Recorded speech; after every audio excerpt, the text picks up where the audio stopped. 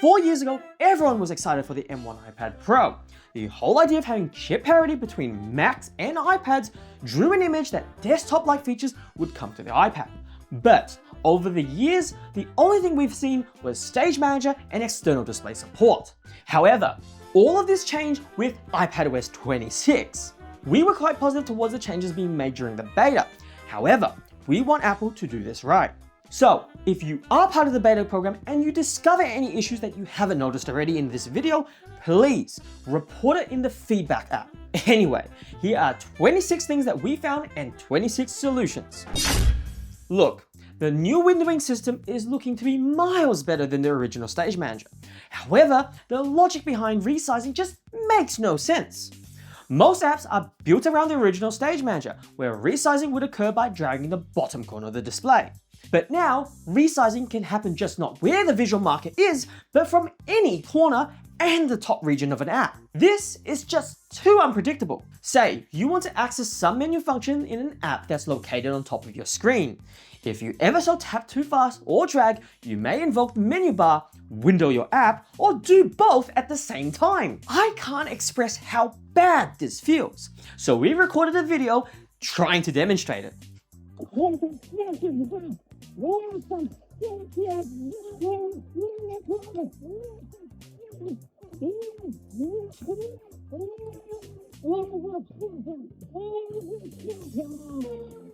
There are just no visual cues, which is extremely important for a touch-based UI. Samsung does an excellent job at implementing windowing.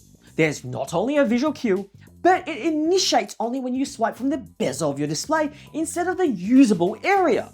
Apple's implementation is just not intuitive. Speaking of the top bar, the menu should just be persistent. The fact that the menu bar, windowing, and notification center all share downwards gesture is just convoluted. I'm not sure why Apple is so allergic to top bars now. I just want to see a specific location where I will know it will drag the window. On previous versions of iPadOS, there were 3 dots, always on the top middle, which is nice and easy to grab, as you know you will always be able to grab it. Now, it's just really ambiguous where I should hold down to move a window without touching its other buttons. Minimizing is important.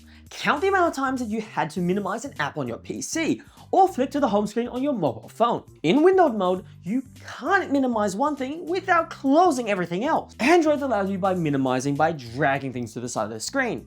It shrinks, it gets out of your way, and you can just bring it back whenever you want. On iPadOS 26, you need to aim for the button and then hit the yellow button.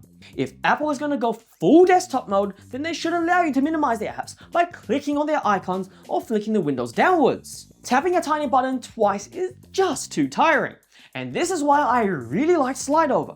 It was an easy way to quickly access apps and put them away when I didn't need them anymore. But Apple has removed it entirely, including the original split screen multitasking, which means you're stuck with either full screen apps or apps just getting in the way. Apple, please, just give us the option to bring it back. If you didn't know, Pro iPads support Thunderbolt, which means you can plug in a dock and peripherals. Unfortunately, it's not plug and play. If you want to use an external tablet, it won't work. The only benefit that I can think of having Thunderbolt is for fast transfer speeds, but even then, you still can't eject drives. Yes, there is still no way to eject drives on iPadOS. I can see the function, but I can't click on it. The function seems like it's getting implemented, but we don't get why it's taking this long. Now, with Apple moving towards a more desktop-like experience, why hasn't Apple pushed app developers to be able to open files directly from the Files app or external drives? If I have a low storage iPad and use an external drive, I still have to use my internal storage if I want to work on anything. They've already done this with their first-party options for years. What's also existed for years is the ability to put folders on your home screen on macOS. On the iPad, we have the option to add it to the dock, but why not the home screen? Just give us the option to add them to our home screen. One thing I haven't seen anyone else talked about is how locked down the Photos app is. If you want to save a photo, it stays in there. The Files app has no access to it, which means if you want to sort out your photos in Files, you will have to export them, which means duplicating them. The same could be said for both iPadOS and macOS, but they're both in beta, so please provide the feedback to Apple. Windowing has come to the iPad mini alongside Stage Manager, a requirement that was seemingly limited to M series chips. Who would have thought? But we still can't use external displays. The mini supports 4K 60 so there's no good reason other than Apple wanting you to spend more. Talking about the mini, there's still no way to adjust app scaling. Samsung allows you to do this not just on their tablets, but their phones. What's even worse is Apple actually does allow you to do it, but only on their larger 11-inch and 13-inch iPads. Now, for the elephant in the room, liquid glass. This has been a very controversial topic, but there is clearly a legibility and contrast issue. Even Apple knows this as they have built-in algorithms to detect them. This has its own myriads of issues, not just visually, but performance-wise as well. But it looks like Apple is going to be sticking to this. So we'll make sure to cover this once the full version of iPadOS, macOS, and iOS 26 is out.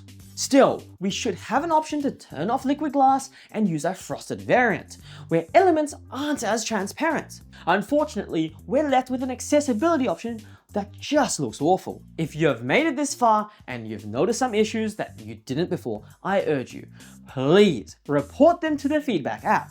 It's great that many people are talking about this, but we need Apple to be aware. So if you're on the beta, please report issues that you have and the ones that you've discovered here. If you appreciate our information-dense videos and you want us to continue, please subscribe. It's free and it helps us immensely. And for taking some of you guys' valuable time, here are some quick-fire issues. Games and some applications still don't support being resized. Give us the option, even if it means the proportions are maintained. Volume controls are still limited system-wide. If you have more than one app producing audio during multitasking, let me block out the ones that I don't want to hear. On newer iPads, Apple has decided to change the direction of volume controls depending on your orientation. Although this is innovative, not all the devices follow this philosophy. Give us an option to revert the settings just like the ones on the M1s. Apple has EQ presets for their music app, but there's no way to set your own EQ system-wide. Most Androids have the option for this, and Windows and macOS have third-party options. For cellular iPads that have a SIM card, I can't make calls. Anyway, all of those are quite minor issues. What isn't minor is the fact that you can't adjust the white balance in a user-friendly manner on the iPad. This may be a bit of a tall ask, but we just want Mac apps on the iPad. And talking about Mac apps, let us sideload apps and let developers take advantage of the hardware available. If you want to take a scrolling screenshot, you're now locked into making a PDF. Customizing the control panel is just an absolute pain. I don't know how to describe it, but it's just absolutely awful as nothing goes where you want it to. There is still no way to have a clipboard with Apple's native keyboard. Yes, both Gboard and Swift do have this option, so it's not much of an issue if you are okay with using a third-party solution. What is an issue though is the fact that there is still no split-screen keyboard. If older iPads have it, why doesn't it exist now? Fonts. You literally can't install fonts. And now, finally, the app switcher. When I swipe this app up, this app goes in.